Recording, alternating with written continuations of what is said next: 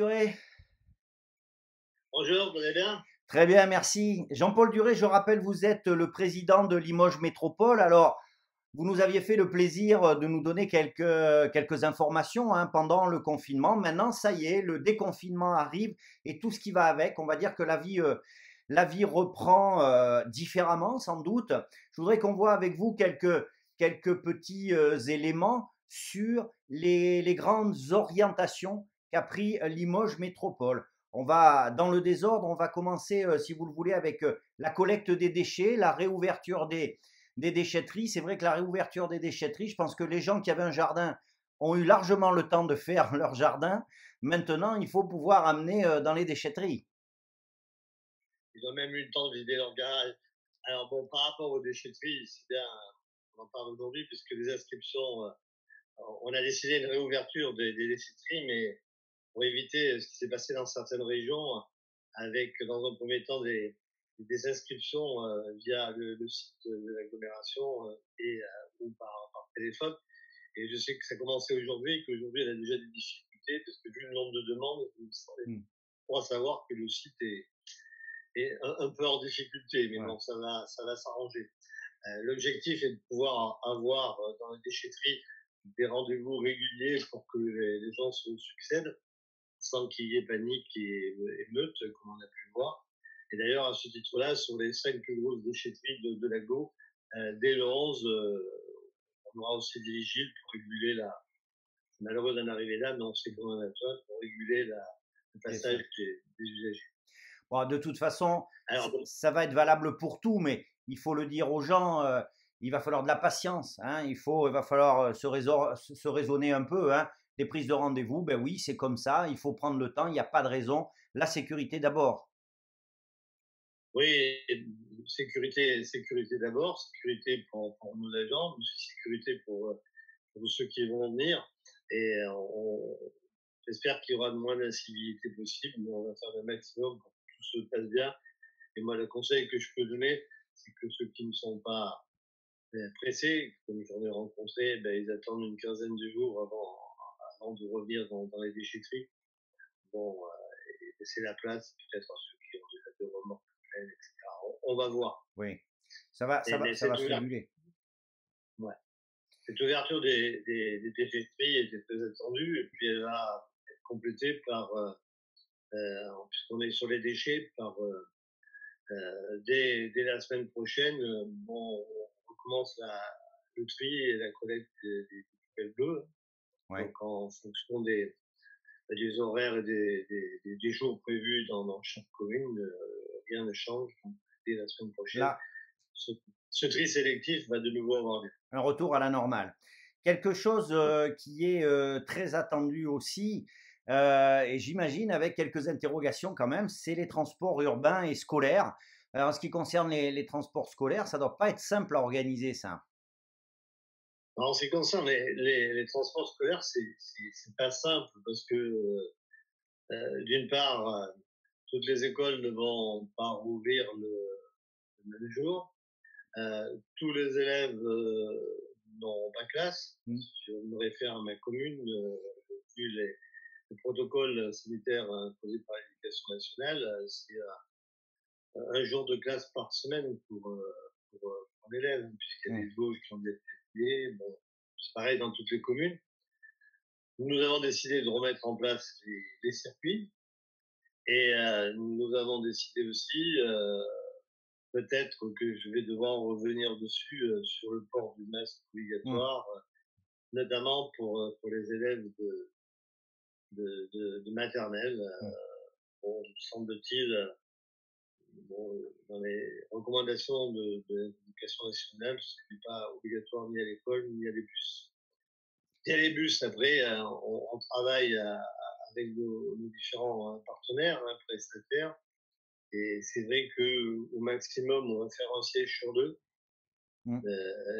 et que ce sera possible. Et je pense que ce sera possible parce que vu les remontées que j'ai, il n'y a pas beaucoup d'enfants qui vont revenir à l'école. Et je vous dis, le port du masque, si je dois revenir sur la décision du port du masque pour les gamins de maternelle, je reviens dessus sans doute. Pour ce qui est des transports urbains, Alors, pour ce qui est des transports urbains, là, la STCLM rouvre toutes ses lignes sur l'agglomération. On va fonctionner à partir de lundi à 90% finalement du taux habituel, Oui, avec bon là aussi un siège sur deux, et avec un gros effort de prévention dans les bus où la STCLM a embauché de manière, on ne sait pas, sur une semaine, peut-être sur 15 jours, des agents qui seront dans les bus pour faire de la prévention. On d'accord. va, c'est là-dessus que je veux insister, même si j'ai vu sur des arrêtés ministériels qu'un contrôleur de bus pourrait mettre des procès verbaux si quelqu'un n'est pas équipé de masque. Hmm. C'est pas ce qui est indiqué sur Limoges, c'est sur notre tableau, c'est faire la prévention, Oui, expliquer aux gens le pourquoi du port du masque, et après on va voir ce qu'on fait. oui, Et on s'entend pas à une fréquentation, on estime autour de 30%, mais d'accord. guère plus. Alors, la communauté Limoges Métropole a aussi un gros impact économique. Deux points Ouais. intéressants. Le premier point, c'est que des chantiers ont continué, voire ont repris. Ça, le bâtiment, les travaux publics en avaient besoin, hein, on avait déjà un peu évoqué ça. Et puis, il y a un dispositif complet d'aides économiques à destination des entreprises du territoire. Oui, il y a un dispositif en trois volets, hein, qui s'appuie à la fois sur ce que l'État a voulu mettre en place et la région, et aussi une démarche propre à l'agglomération, bon, avec notamment un effort sur Esther et sur tout ce qui est loyer par rapport aux entreprises, et aussi un effort sur un troisième volet sur tout ce qui est petites et moyennes entreprises. C'est 1 500 000 € qui vont être sur les trois volets mis en, qui sont déjà, j'ai pris la décision, c'est acté, un arrêté a été pris et transmis à la préfecture, qui sont déjà engagés dans ce dispositif-là. Après, il appartiendra au conseil communautaire, quand je pourrai le réunir, Mm. bien sûr de le valider et de revenir en arrière. Je Ouais, pense que le travail qu'on a fait en amont avec les vice-présidents concernés, il n'y a aucun problème. d'accord. De Il toute va façon, s'ajouter aussi une aide spécifique par rapport à l'aquapolice, par rapport aux édits, par rapport aussi à la STCLM. On peut estimer que dans un premier temps, c'est 2 millions d'euros qui sont en jeu et qui sont mis au panier par la CIE. très bien. À une avant-dernière question, je dirais les masques. Les masques, Limoges Métropole va distribuer des masques aux communes. Comment ça va se passer? Alors, on a fait une commande groupée de masques, je crois, 18 communes de la CU. Bon, ces masques, on les a reçus. C'est vrai que ce sont des masques, bon, si on n'avait rien commandé, on se serait, on aurait pris plein la tête, Ouais, et on s'attendait à avoir des masques chirurgicaux.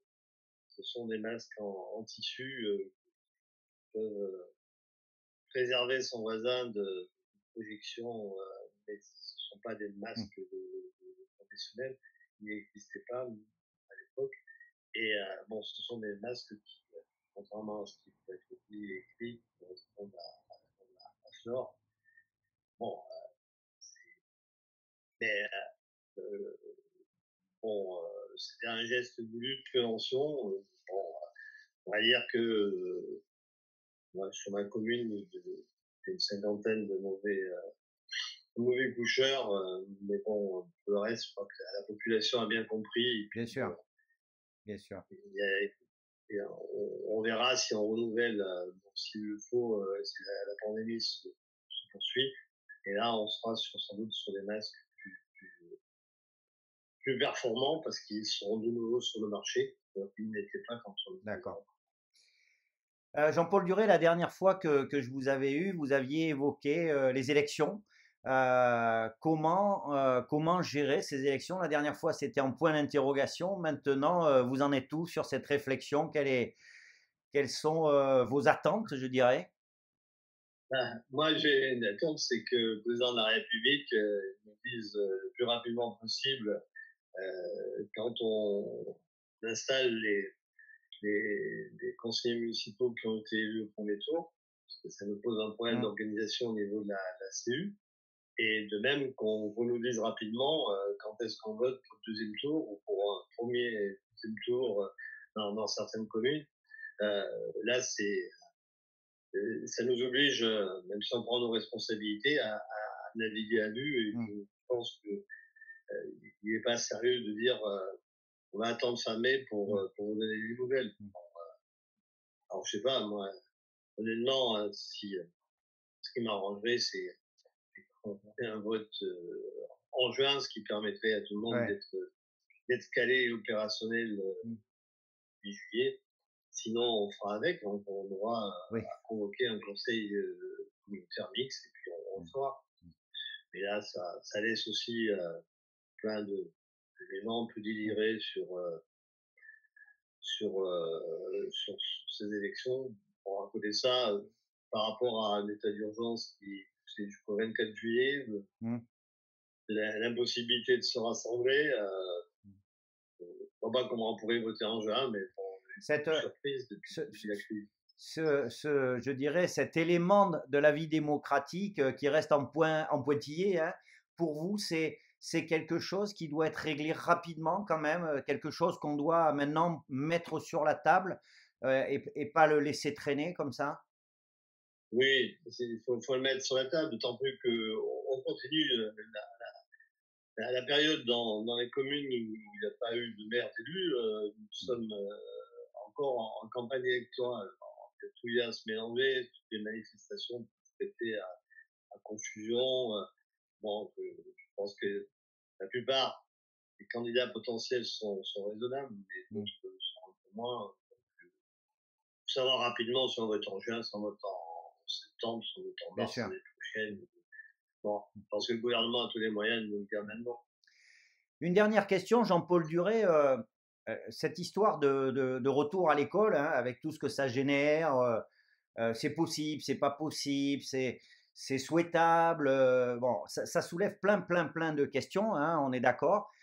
Mais par ricochet, je dirais, de fait, ça a un impact énorme sur la vie économique parce que certains parents peuvent pas revenir à l'école parce que peuvent pas revenir au boulot parce que les enfants sont pas pris à l'école. Pendant ce temps-là, les entreprises peuvent pas forcément redémarrer, même si elles peuvent avoir du travail. Ça risque d'être très compliqué à gérer, d'autant que ce profil, entre guillemets, peut-être pas les vacances d'été, mais en tout cas la saison estivale, on part là dans un inconnu assez important. Bah, écoutez, on a eu déjà pour, euh, pour réagir et mettre en place ce qu'ils souhaitaient la rentrée scolaire dans nos communes. En gros, on a eu 72 heures. Puisque mes services ont travaillé tout le week-end dernier, il a fallu calculer en fonction des l'organisation des écoles, des locaux, etc. Les maires ont eu l'obligation puisque c'est sous leur responsabilité, d'établir des jauges d'enfants. Moi, je dis par exemple, en primaire, à recevoir 200 enfants par jour et pas plus. En maternelle, 40 dans chaque maternelle. D'autres, c'est un peu différent parce que les locaux sont différents. Mais c'est, c'est une grande, on peut dire qu'il n'y aura pas d'équité en termes de Mmh. traitement sur le territoire de l'agglomération des habitants. Et comme je vous le disais tout à l'heure, un enfant à Patasol, il va venir en cours à l'école un jour par semaine, sauf tous les enfants des publics prioritaires qui seront systématiquement Accueilli. accueillis tous les jours. Et après, il y a tout ce qui est périscolaire, accueil de loisirs, où on a reçu, je crois que c'est ce matin que j'ai reçu les directives de la DTSP pour mettre en place ces dispositifs. Donc, on est au jour le jour. Et bon, il y a quand même un gros travail qui est fait. Je tiens à en parler par notre président départemental de l'Association des maires de France, Isabelle Piquet, qui, euh, qui fait un travail de lien entre entre les différents élus, les différentes communes, que ce soit le secteur rural ou notre communauté urbaine, qui est important. Je crois qu'on se tient avec nous tous ensemble. Très bien, ben écoutez, merci beaucoup. On a bien entendu, hein, je crois qu'il faut le dire, le redire, il faut dire aux gens d'être patients. Hein, c'est pas parce que on se déconfine que tout redémarre du jour au lendemain. De la patience, du civisme, hein, c'est important. Bien respecter, hein, le travail et la sécurité des personnes qui seront là pour nous accueillir. Et puis, merci de transmettre tous nos remerciements à tous ces personnels qui se sont mobilisés en permanence. On ne les voit pas beaucoup. Je sais que c'est des emplois qui sont souvent ingrats et pourtant Dieu sait qu'il y a beaucoup de travail. Merci de les remercier de notre part et puis à très bientôt. Merci beaucoup. Merci, on a des agents très, très motivés dans nos collectivités. Et comme Merci. vous, Merci. Au revoir. bientôt.